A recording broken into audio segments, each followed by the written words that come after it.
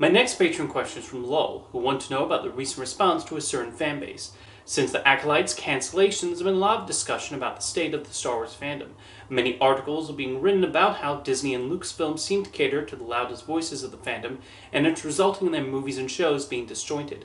But even worse, those toxic fans have been bullying and harassing actors and filmmakers like Amanda Stenberg, and even other fans who like the new stuff. A couple years ago, Simon Pegg said he felt that the Star Wars fandom was most toxic at the moment. He brought up how he used to partake in the toxicity by making hating the prequels a part of his personality. But after Ahmed Best came out publicly about his own struggles he faced from the backlash of playing Jar Jar Binks, Simon Pegg expressed regret for contributing to Ahmed Best's struggles. I've always been a fan of Simon Pegg, and it's really cool of him to admit his past mistakes. It shows a lot of growth on his part. However, I do wonder why it took the culture so long to recognize the toxic behavior in the fandom. Why is it 10 years ago fans of the original trilogy could say George Lucas ruined my childhood with little to no pushback, when nowadays it will be rightly condemned? What changed? I've also noticed there's been more open condemnation towards the Star Wars fanbase and the remarks they often give towards the actors and directors. I remember a time when it was common practice to bash the prequels and George Lucas and how the films themselves would become the subject of mockery.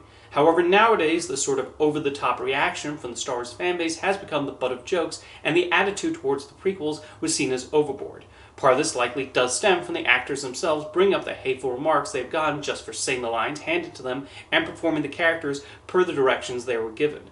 Lowell mentioned Ahmed Best, but there's also been a lot more sympathy towards Jake Lloyd lately for the way he was treated following the release of The Phantom Menace. After hearing what happened to him, I think a lot of people step back and realize, wait, this is a child that was bullied. He got 2 Razzie nominations for crying out loud.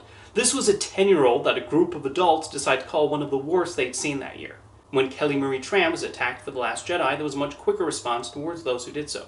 She was still majorly affected by those horrible comments, because who wouldn't be, but due to there being more awareness about how those remarks can personally hurt the actors, she got a lot more sticking up for her than Lloyd and Best got back in '99.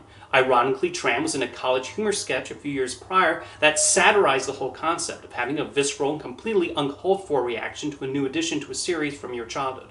I think another element is the personification of the kinds of people who rant and scream about new Star Wars movies and treat them like they kidnapped their dog. I think a lot of people are just kind of getting put off by them, especially as the whole angry reviewer concept has grown out of favor and people prefer more analytical and level-headed criticisms of movies. Of course, you still have those channels that base their entire brand on ranting about movies, but they tend to focus on getting upset over diversity and are generally regarded as grifters appealing to a very specific base of viewers. You also have cases like the actors themselves sticking up for their co-stars, like Ewan McGregor did for Moses Ingram. And who wants to argue against Ewan McGregor praising and defending his fellow actor? Strange people, that's who. It seems like nowadays there is more awareness that the people you see on the screen and work behind the camera are human beings just trying to create something that they hope entertains an audience.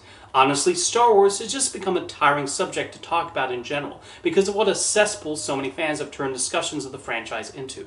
To be honest, I've not even watched The Acolyte, not due to lack of interest, but I just had other shows to watch that were occupying my time. So any discussions or controversies or rants that have popped up about the series, I have just not become aware of and certainly have not participated in. I was just so out of it because the fanbase really does make it exhausting. Interesting enough, one of the best takedowns against this sort of over-the-top response to what are supposed to be fun space adventures about taking down a fascist regime came from Simon Pegg himself. In his television series Spaced, his character is shown getting upset at a child for finding enjoyment in The Phantom Menace. But the joke is not on the child. It's on Pegg's character for yelling at a child, with his boss rightfully calling him out for making a big deal out of a harmless science fiction movie. Because at the end of the day, that's what the Star Wars movies are. Thank you for your question, Lowell.